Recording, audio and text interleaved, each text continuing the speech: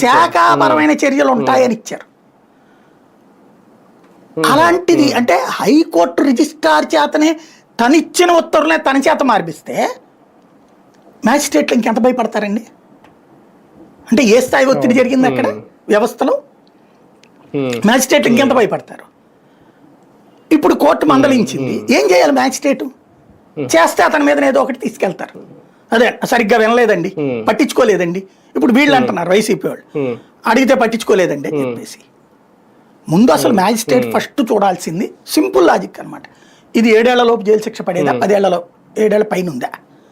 7 ఏళ్ల లోపు అయితే ఫస్ట్ అవసరం లేదు, రిజెక్టెడ్. లేదు కేసులో వీళ్ళ ప్రాథమిక ఆధారం కేవలం అదేది సోషల్ మీడియా కేసులు ఇట్లాంటివి, దీని మీద కేసు ఏందయా, సోషల్ మీడియా కేసే లేదండి కదా, సుప్రీంకోర్టే చెప్పింది జడ్జిమెంట్, తీసేయి. వల్గర్గా ఉంది, ఆ వల్గర్ మీద 41A నోటీస్ ఇచ్చి తీసుకో విచారణ. సింపుల్ కదా ఇది.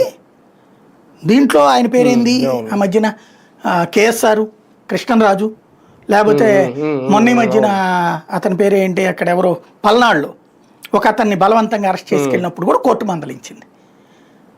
ఇప్పుడు తురకా కిషోర్ విషయంలో బేసిక్గా ఎన్నిసార్లు మందలించిన ఈ మ్యాజిస్ట్రేట్ వేరు, ఆ మ్యాజిస్ట్రేట్ వేరు. మళ్ళీ మనం ఇక్కడ అది గుర్తుపెట్టుకోవాలి, అందరూ ఒకళ్ళు కాదు. మ్యాజిస్ట్రేట్లని ప్రాసిక్యూషన్ భయపెట్టేస్తుంది.